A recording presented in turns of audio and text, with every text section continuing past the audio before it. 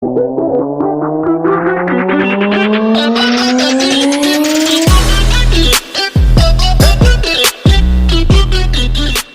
pagi semuanya, perkenalkan nama saya Anissa Lutfiatul Rasyida dengan NIM K71237 dari kelas 2A Program Studi PGSD Kebumen FKIP UNS. Di sini saya akan menyampaikan materi PKN yang bertemakan dengan wawasan Nusantara.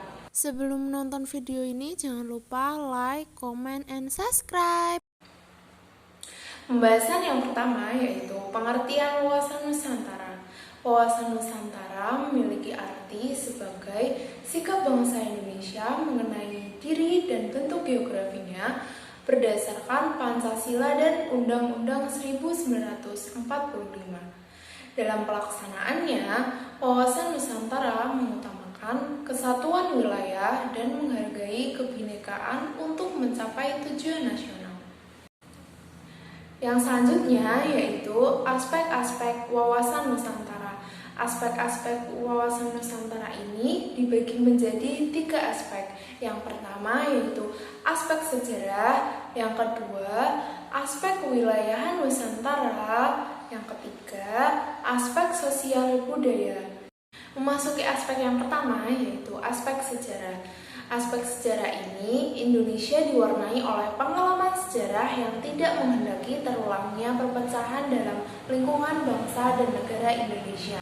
Hal ini dikarenakan kemerdekaan yang telah diraih oleh bangsa Indonesia merupakan hasil dari semangat persatuan dan kesatuan yang sangat tinggi bangsa Indonesia sendiri.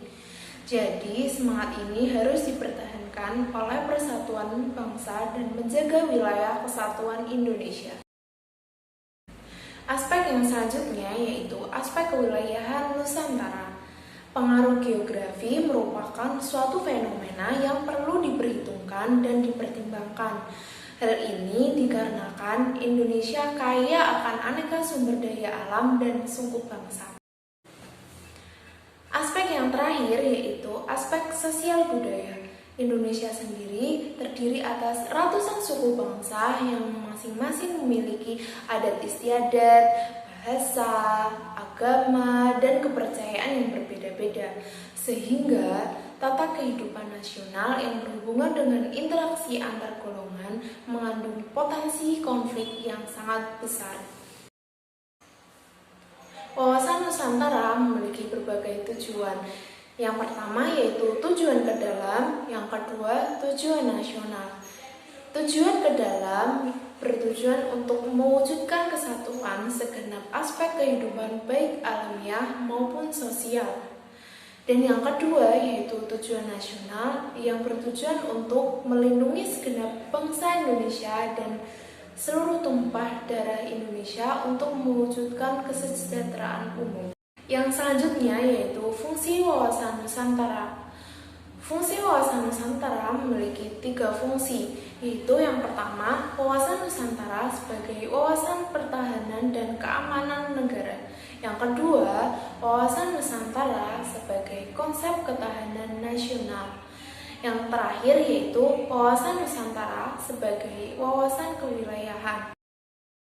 Pada pembahasan kali ini, implementasi wawasan Nusantara terbagi menjadi 4 bagian. Yang pertama yaitu pada kehidupan politik, yang kedua kehidupan ekonomi, yang ketiga yaitu kehidupan sosial, yang terakhir yaitu kehidupan pertahanan dan keamanan. Yang pertama yaitu kehidupan politik, yang bertujuan untuk mengembangkan sikap hak asasi manusia dalam sikap pluralisme untuk mempersatukan berbagai suku, agama, dan bahasa yang berbeda, sehingga menumbuhkan sikap yang toleransi. Yang kedua, meningkatkan peran Indonesia dalam kancah internasional dan memperkuat korps diplomatik sebagai upaya penjagaan wilayah Indonesia, terutama pulau-pulau terluar dan pulau kosong. Yang kedua yaitu kehidupan ekonomi.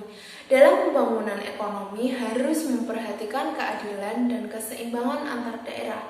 Oleh sebab itu, dengan adanya otonomi daerah dapat menciptakan upaya dan keadilan ekonomi. Dalam wilayah Nusantara mempunyai potensi ekonomi yang sangat tinggi, seperti posisi Katulistiwa, wilayah laut yang luas, hutan tropis yang besar, hasil tambang dan minyak yang besar, serta memiliki penduduk dalam jumlah cukup besar. Oleh karena itu, implementasi dalam kehidupan ekonomi harus berorientasi pada sektor pemerintah, pertanian, dan perindustrian. Yang ketiga yaitu kehidupan sosial. Dari kehidupan sosial ada beberapa hal yang perlu diperhatikan, yaitu yang pertama, pengembangan budaya Indonesia untuk melestarikan kekayaan budaya Indonesia serta dapat dijadikan kegiatan pariwisata yang memberikan sumber pendapatan daerah maupun nasional. Contohnya dengan pelestarian budaya, pengembangan museum, dan cagar budaya.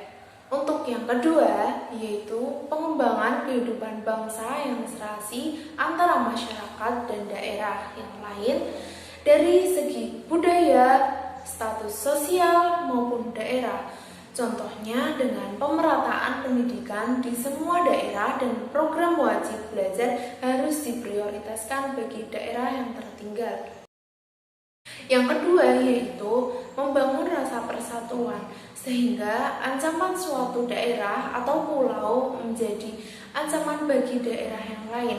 Rasa persatuan ini dapat diciptakan dengan solidaritas dan hubungan erat antara warga satu dengan daerah yang lain dengan kekuatan keamanan.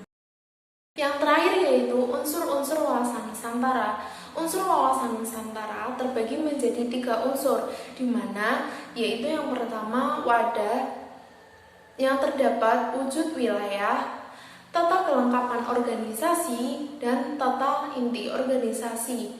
Yang kedua ada wawasan Nusantara, dan yang ketiga ada tata laku wawasan Nusantara yang mencakup 2 segi, yaitu sebagai batiniah dan lahiriah.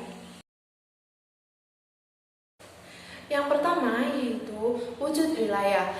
Batas ruang lingkup wilayah Nusantara ditentukan oleh lautan yang ada di dalamnya. Terdapat gugusan ribuan yang paling sering dihubungkan oleh perairan. Oleh karena itu, Nusantara dibatasi oleh lautan dan daratan serta dihubungkan oleh perairan di dalamnya. Yang selanjutnya ada tata inti organisasi. Bagi Indonesia, tata inti organisasi negara didasarkan pada Undang-Undang 1945 yang menyangkut bentuk dan kedaulatan negara, kekuasaan pemerintah, sistem pemerintahan, dan sistem perwakilan. Yang selanjutnya yaitu tata kelengkapan organisasi.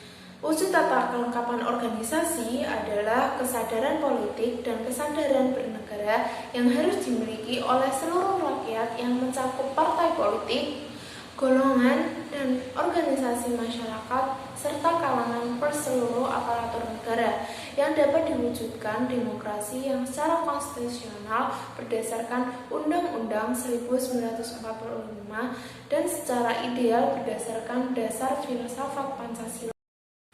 Yang selanjutnya ada isi wawasan Nusantara. Isi adalah aspirasi bangsa yang berkembang di masyarakat dan cita-cita serta tujuan nasional yang terdapat pada pembukaan Undang-Undang 1945. Untuk mencapai aspirasi yang berkembang di masyarakat maupun cita-cita dan tujuan nasional seperti di atas, bangsa Indonesia harus mampu menciptakan persatuan dan kesatuan dalam kebinekaan dalam kehidupan nasional.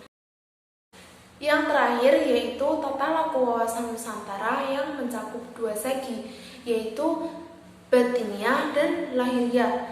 Tata laku merupakan dasar interaksi antara wadah dengan isi yang terdiri dari tata laku batiniah dan lahiriah. Tata laku batiniah mencerminkan jiwa, semangat, dan mentalis yang baik dari bangsa Indonesia. Sedangkan tata laku lahiriah tercermin dalam tindakan, perbuatan, dan perilaku dari bangsa Indonesia sendiri. Total aku lahiriah merupakan kekuatan yang utuh dalam arti kemanunggalan, meliputi pelaksanaan, pengawasan, dan perencanaan. Terima kasih yang sudah menonton sampai selesai. Sekian pembahasan saya kali ini. Wassalamualaikum warahmatullahi wabarakatuh.